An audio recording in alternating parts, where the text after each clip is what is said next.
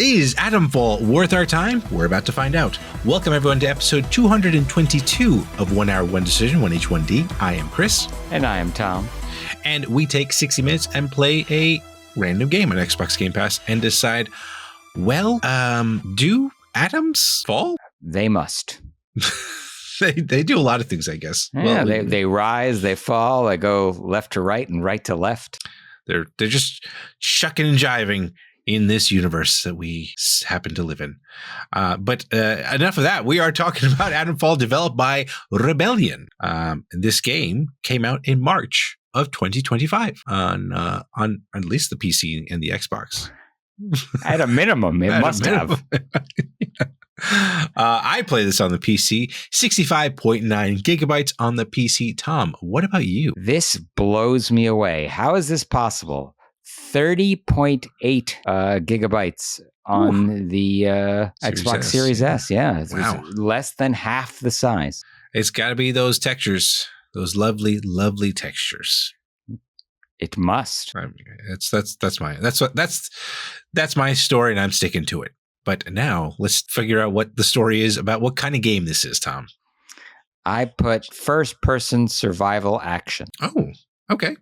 I did first-person survival game, but you're right. It is an action game. Yes, because you have to act on things. Yeah, I mean, it could be a shooter if you want it to be a shooter. Yeah, it could be more of a hack and slash game if you want it to be more of a hack and slash game, or it could be a more stealthy game if you want it to be a more stealthy game. This game is your oyster, some might say. Yes. No one says that. What about this game loop, Tom? What about the game loop? All right. Find out what's going on by interacting with characters, exploring, scavenging, and crafting. Okay. I just simply put survive and figure out what the heck is going on. Yeah. Well, figuring out what's going on is the name of the game this here. This really is the name of the game here. And let's mosey on down into our likes about this game, about Atomfall. I think I hinted at it a little bit in my game loop or in our talk of what kind of game it is. The ability to customize how you just want to play this game is really in the hands of the player. Do you want it to be a combat game? It's a combat game. Do you want it to be more about survival? It's more of a survival game. You want it to be mostly an exploration game? Well, that's what it is for you. Yeah. And they throw right in your face, like right before you even start the game, how you want to play it. Right? They give you just like really those 3 or 4 difficulty options. And you can go really hardcore with it, or you can just be kind of perusing and not having to deal with any of that stuff, which I appreciated. And I think, and the other nice part about that was that you can always switch it during gameplay. I always appreciate when you're allowed to do the kind of on the fly change and not be stuck to a particular difficulty setting and then gnash your teeth while these things are ruining your playthrough. So yeah, it certainly respects your autonomy as a player in terms of you can really dial in exactly how you want this game to be. And then if you don't, if you made a mistake or thought you wanted something else, you can change it. So yeah, absolutely. And I guess we could talk a little bit about what this game is, or at least what we played, right? Yeah, sure. And from what I understand, you are in the UK, I believe. You're in the UK. Yep. And something happens. There's like some sort of war. Something happened. It gave me like Fallout vibes. Yep. And you are this protagonist. You're the protagonist who doesn't know who the heck they are. What are they doing? All this other stuff. But it's still a pretty cool setup because you meet someone who's like bleeding out, and you also have a choice right there. You can help this person or leave them to die, or you could kill them too if you really want to accelerate their demise. Yeah. So I thought that was pretty cool. Like just like you could do that through the conversation system, and of course with your hands. And yeah, like. Once you leave that little area, the world opens up, and it is. I have to say, it is a pretty environment. Like the way that they set up, like you get to see a lot of lush environment, a lot of like forest, but like it varies. There's a lot of different things that are there. There's like a nice, beautiful waterfall, and like there's this like war torn kind of village that you see kind of in the horizon. And, it gives you little nice points of interest as soon as you walk out into this open world. And you're like, okay, I want to see what that is. And you can pretty much go anywhere you want to go, which I thought was cool. I agree wholehearted with you. And even on the Series S, even with half the size, I still put down the environments look cool. It's very cinematic at times. So yeah, absolutely. You don't need to spend another 30 odd gigs on textures for it to look good. It still looks good on the Series S. Here you go. And this is a game that we just played recently by developers that you might have put in your other thoughts, which I might be sneaking in here. But it is by Rebellion, who did Sniper Elite and all that stuff. So they this is a first person game. This is a bit of a pivot from what they've done with Sniper Elite, which I think is like first and third person, but this is just strictly first person from what I understand. Correct. So yeah. Well, I certainly wasn't able to play in third person at any point. But what else did you like about this game? I think I liked the opening cinematic. Mm-hmm. I liked the way it kind of set it up with kind of the news, from the like the 50s news style. Yeah. And then like the really fast escalation of the story where it's sort of like, this thing has happened. Nope, everything is fine here. Oh, nope, we put up a wall. Like it just kind of like really does quick clips of like the timeline advancing, and then it really drops you into the game very quickly. Yeah. And then once you land in the game, I was very surprised. We were talking about the dialogue options there and your options with the NPC. But not only does it have dialogue trees where you can pick, how you want to interact with it, it's fully voice acted. Yeah. So I'm used to getting kind of one or the other, right? Like really great options in terms of dialogue trees, but no voice acting. Or really great voice acting, but no options. Yeah. So I thought it was really cool to get both here where it, I was like, oh, it's a AAA filling the game right out of the gates here.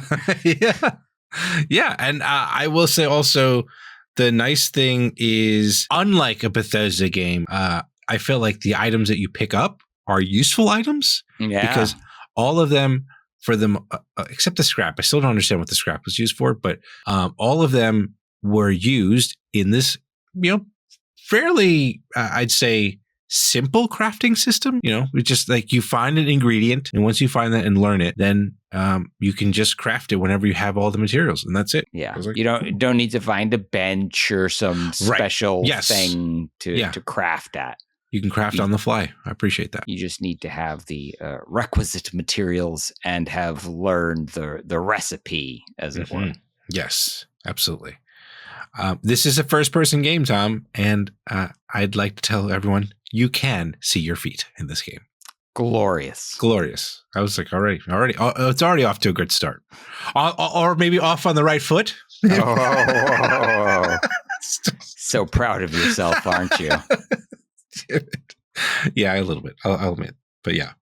All right, what else you got there, Tom? I appreciate that. Generally speaking, when you're presented like with a game like this, it's like, oh, well, it's a first-person shooter, and I'm going to have to go around, and I'm going to have to shoot everybody. Nope, you can avoid combat here, and you can avoid combat just by walking away, which is a very unusual in like the action game space, right? Usually, if you're spotted by an enemy, combat is inevitable. Right. Here, this is a game where you could be spotted by an enemy, and the enemy will kind of go like, hey, you're not supposed to be here. And if you're like, yeah, you're right. I'm not supposed to be here. And you just walk away. They won't pursue you. They won't come after you. They'll just let you go. Like, they're protecting their turf. And if you leave their turf, that's fine. I always encroached on their turf and just had to fight them. But what I also thought was interesting was I felt like the world was lived in meaning like I would leave a bunker, or sorry, I would go into a bunker, do whatever I had to do in there, and then come back into the open world, and people will be like in a different area. Like I was expecting them. I was I had seen like some of these marauders or whatnot, roaming around in this one area. So I was like, okay, they're probably just going to encircle that area. But no, they had a different path. They moved up to a different area, and I was like, oh, okay, that's interesting. So like they have their own thing that they're kind of doing. And I was like, oh, that's cool. I appreciated that they can kind of, it makes the game more dynamic in that sense, right? So that was really cool. I had a similar kind of interaction with these wandering bandits where I looked at what I had inventory wise because, resources are fairly scarce. And I heard them coming and I saw that there were a lot of them. And so I just kind of like ducked behind a bush and let them all pass and then went along on my merry way. So I was like that was cool. That was like, well, I need to head north. There's a bunch of bad guys on the way, in my way. Yeah. But if I'm just a little patient and a little quiet, now they're not in my way anymore and I can go. Yeah. Yeah. That is true. It was very cool to see that stuff. And like you said, the variety of ways to play it's pretty cool. It's what else I thought was cool. Did you pick up the metal detector? I did, but I didn't get any success with it. So talk a little bit about it. Okay. So the one thing I liked about the metal detector is it's one of those tools that the game will notify you if there's something around to use it. Okay. So you don't have to like have it on you all the time and have it like just to literally do it. It'll say like, hey, there's something here for you to try and detect. And then the nice thing is it's got a little bar, it's got one out bar. It's like 4 circles, and each circle and a little like I guess a compass in a way. A gauge that tells you like how close you the 4 circles tell you how close you are. The gauge tells you which direction it's in. And then so as you walk towards it, then that it lights up, and then you kind of just swipe away at the dirt and this like little cache or something comes up. It was pretty satisfying to use it in that sense. So I was like, all right, cool. It's like I just felt like I was like getting more stuff to survive this crazy little world. So yeah. Excellent. Yeah. I thought so. Anything else there, Tom? It's a game where you can use a cricket bat as a weapon. Yes. Thanks to our friends in the UK there. Ever since Shaun of the Dead, I want to run around and smash people with the cricket bat, and I could do that in this game. So thank you very much. And I also appreciated that I was able to save the game at my leisure. And in the options menu, you can actually adjust the autosave frequency. Oh, I didn't know that. So I think it's by default at 3 minutes. Okay. But do you want it to save every minute? You could do that. Do you want it to save every 5 minutes or 10 minutes? You could do that instead. So very cool. Really lots of options here in terms of how to change the game. The game settings, the controls, the audio, there's accessibility, there's a photo mode. Like they really went feature rich with how much you can tailor this experience. So yeah, good on Rebellion. Speaking of the save, I appreciate it also because, like I kind of mentioned earlier, you can kill literally everyone. So I was talking to this guy, and it was just like the guy playing the banjo, and I was like, can I actually hurt this guy? And I saved before I tried, and lo and behold, you can kill him and take whatever's on his body. So yeah, you just gotta be careful. Don't just start swinging at people, especially if they might be giving you a quest or something. It's like, ugh, kind of screwed that up then, didn't you? So that was true. Just word to the wise for folks. And all right. So now let's move into our dislikes then, Tom. Yes. They tried to sell me DLC from the start screen. Just let me start the game. Was it a pop-up? Because I saw the DLC menu option, but I just didn't I saw it. I was like, oh, is Tom going to mention this? I was like, I don't know. I will, because it was also like highlighted in a different color. Like it was very much like drew your attention to it. Okay. And it wasn't it wasn't like a garish pop-up or anything, though. No, I suppose not. But yeah, I don't know. It rubs me the wrong way. Like, I've literally just started your game. Your game is brand new. Yeah, there's no save file. Yeah, I get it. Come on. Yeah. Even though there are a variety of ways to play this game, I gotta say, in my experience, melee combat was kind of meh. Yeah. It didn't feel very satisfying to play. And, you know, you're in a situation where you don't really have ammunition. Right. Or you have ammunition, but not the gun that you need to fire the ammunition. Yeah. So it leaves you in a place where if you're going to do combat, it's going to be melee combat. Yeah. And then I am inclined to agree with you. It wasn't. Yeah. It's just like, because unfortunately, like, I mean, maybe because Atomfall, I thought the combat in that was good. Like, it was very satisfying. And to then go to this, I was like, oh, yuck. Like, you know, when you had a stabbing item, I was like stabbing this guy like straight in his face. I had to do it like 5 times. And like, he kind of reacted, and then, but I was like, good Lord, like how many times does I stab this guy in the face before he goes down? Like it just, I don't know. It was just didn't feel great. And I thought that because you can do, because you, like you mentioned, you can play this game like in stealth. You can do takedowns, but the takedowns are all the same. It's just like you kind of like snap their neck or whatever it is. And which was unfortunate because it's like, especially with all the different melee weapons, and Sniper Elite had some pretty cool takedowns. Yeah. Yeah, it really did. And so it was like, what happened here? I mean, I thought that at least there'd be like a slow-mo of something, or that would have been pretty cool, but nope, not in this game. It's a shame. Guess they didn't spend their points in that area, right? I guess so. It's unfortunate, but what you got? What else you got there, Tom? Okay, so as pretty as I think this game looked once you got out into the world, out into the environment, it starts and you're like in a bunker and it's really dark, and like, can we make a game where it's gritty, but I'm not blind? You know what I mean? Like, it feels like every time a game studio wants to do like, this is gritty and serious and dark, right? Like that by definition is just dark. Like everything's in the dark. And I don't, that's not fun. Like, I want to see what I'm doing. Like, well, I mean, yeah, yes, you do go into bunkers a lot in this game, but there is that open world where you're kind of, it is very bright. There's a contrast. Once you're out in the world, it was more that this is how the game started, right? So, yeah. And then once you got outside, I felt much better about it. I did encounter the situation I can't stand where the subtitles don't match up with the voice acting. Oh. Like, you know what I mean? Like, use the same scripts, guys. I don't know. It bugs me. So I think I ended up turning off subtitles. Usually I do, because if the voice acting, if I can hear, you know, what's going on and I don't need subtitles, I'm going to turn the subtitles off. Okay.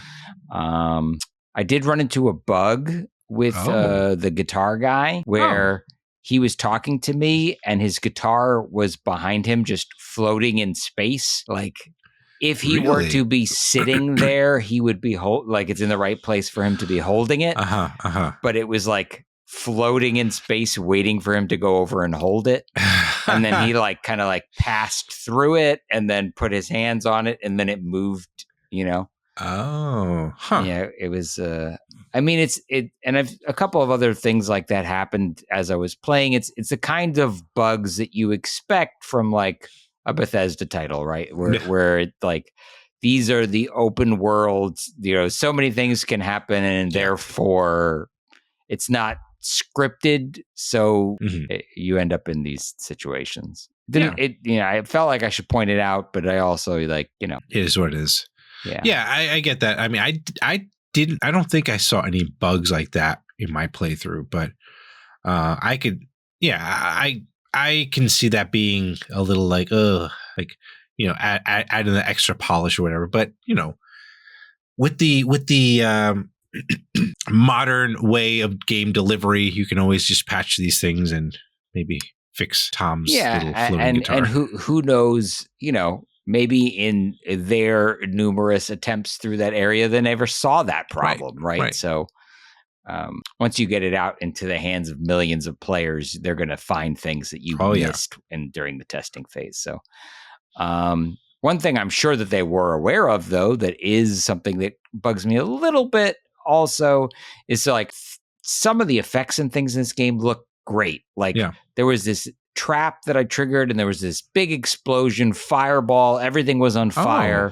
Then the fire went out and it was like it never happened.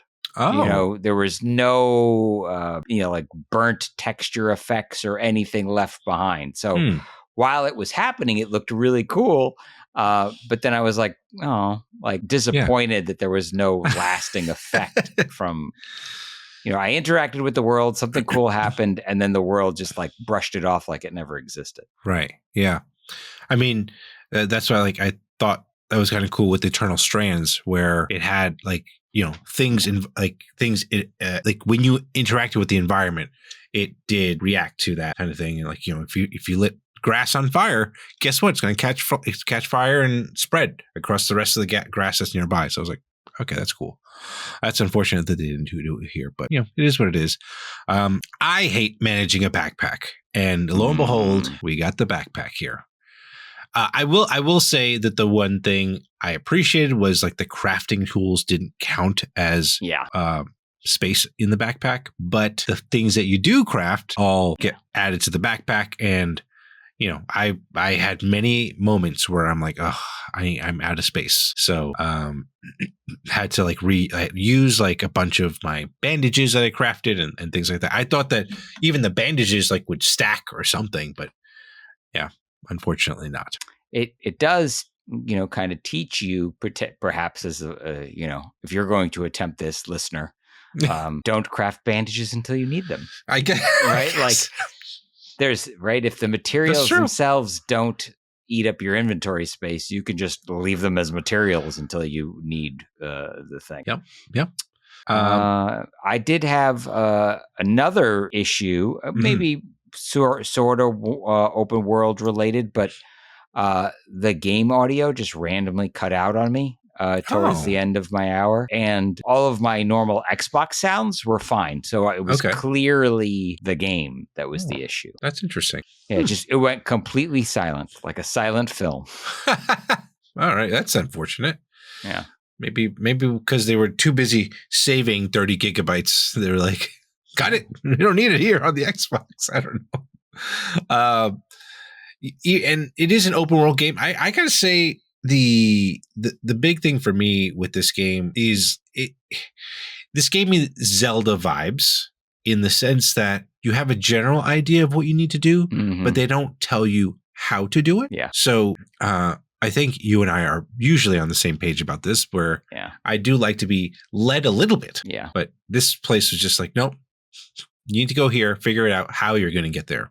Yeah. And that was a bit frustrating for me. Yeah, it's definitely a wandering, exploring type game. Yeah. Which is perhaps why you would call it a survival game. There's the crafting elements, there's a lot of wandering, exploring.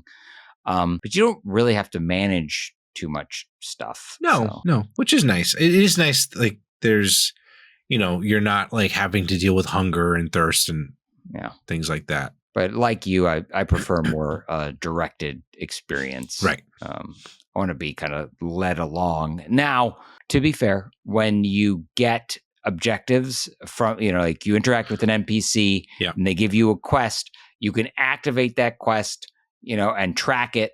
Yeah. And then it creates a waypoint that you can follow on your compass and on your map. So I was never really lost. Right. I always knew where I needed to go geographically speaking, but it was never this is the path you take to get there. It was sort of you need to head to northwest is where your objective is, Yeah. I think even sometimes they would just give you kind of coordinates. And then you just had to I guess it's roughly here. So I guess I have to figure out how to get from here to there. Yeah. Then you got that creepy telephone person. Yeah. What's up with that? I don't know. It was why are you talking to me? Leave me alone. It was a banjo man who's the telephones don't work. Yeah, that's right. The banjo was who are you talking to? There's no one. Yeah. So I don't know if this is going to be a BioShock Andrew Ryan kind of situation where it's you're talking to the big baddie or whatever. who pretends to be your friend, and it's like, oh, sorry, spoilers to anyone who hasn't played BioShock. So, what is that, like a 10, 15-year-old game at this point? Yeah, probably more than that. Yeah, well, oh well. Cool. And yeah, I mean, just kind of, even though the game does say that you can, or give you the feeling that you that you can play it any way you want, stealth probably is the best way to play this game at the moment, at the beginning. But as you unlock, skills and things like that, I'm sure you can, play more to your liking. Yeah. So. Yeah. I think you're definitely going to spend the early part of this game at least equipping yourself. Yeah. Before you can really do other things. Right. Because as much as I enjoyed my cricket bat, like running into 10 guys with a cricket bat, it's not going to work. All right. I guess we can head to our other thoughts then, Tom. Yes. How Long to Beat says it takes about 9 to 16 hours to complete this campaign. So not bad. Yeah. Fairly reasonable campaign size. I'm sure with the open worldness, you can just go, there's a bunch of other side quests and things like that that might extend it. But that's like just a general idea. Xbox Cloud saves and xCloud compatible. So you can play this on the go, and your saves between your Xbox and PC do transfer. So good on them for doing that. What you got, Tom? As you noted, the only things you need to manage in this survival game are health and your heart rate. Yes. You don't have to manage thirst and hunger and all that yickety yak. It is an alternate history take on a real event that occurred, and this is the 1957 Windscale fire, where there was a fire at a military nuclear facility in the UK. And there was a real cover-up of those events where the government really downplayed what happened. Yeah. And so this is there going, well, they downplayed it because, X, Y, Z, right? Okay. So this is why it was covered up, right?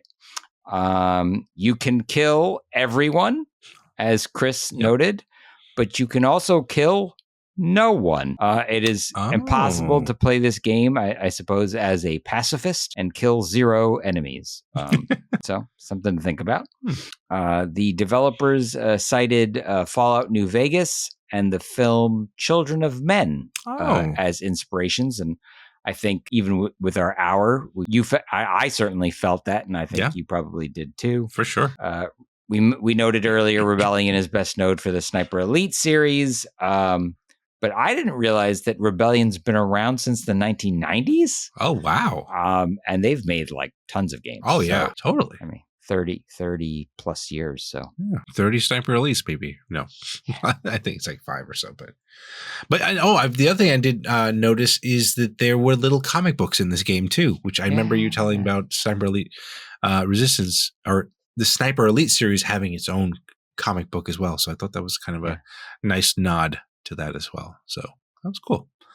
Cool. All right, Tom, now we need to figure out, are we keeping this game on our respective hard drives, or are we abandoning it in this nuclear waste of a town?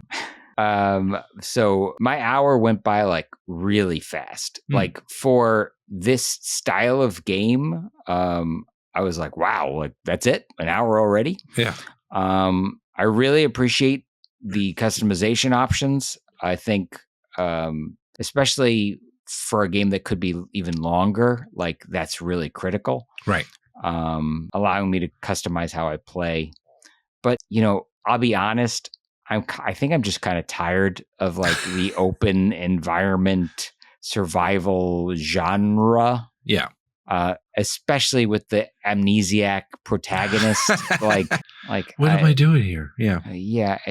It's not enough to get me motivated. Like, right. I need to know more, I think, get me in. I'm not invested in this protagonist at all. Right. And the idea of just kind of wandering around trying to figure out what's going on didn't grab me. Didn't grab me enough. That's unfortunate. But how about you? For me, like you, this usually is my style of game, like an open world survival game. But because it kind of kept things simple, because The points of interest weren't like Bethesda far. No, yeah. I felt like I was making progress, and that was kind of important for me in my playthrough. And I am curious to figure out what the heck is going on in this world. So I think I am going to keep it and keep playing it. Yeah, knowing that there's some kind of golden path that's under 10 hours sounds pretty awesome to me. Yeah. But I also know myself well enough that there's no way I'm going to get it done in 9 hours. I'm just not that person. I'm going to be chasing butterflies and stuff and, going into the weeds constantly. So. Oh, yeah. Hiding from everyone. Yeah. All right. Well, those are our thoughts. Let us know what you think of this game. Follow us and say hello on Blue Sky at 1H1D, on Twitter, and on Threads at TC1H1D. Shoot us an email at tc1h1d@gmail.com. Check out our next streams on Twitch at twitch.tv/1h1d. And hey, if you're watching this on YouTube, maybe send us a comment down below. Maybe you could tell us when things get better with the melee combat. Does it get better? I don't know. I'd like to know.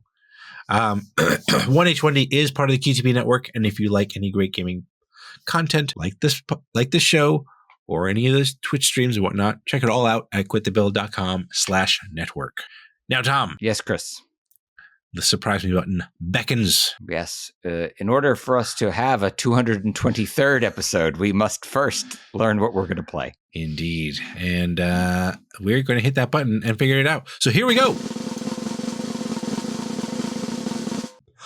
Oh, okay. Trials of Mana. An oldie, but a goodie? ? Maybe. I've heard of Mana games before, so I guess we'll find out if this is related to that in some way, shape, or form. So that is it for this episode. Thank you so much, everyone, for tuning in, and we will catch you on the next one. Thanks, everybody.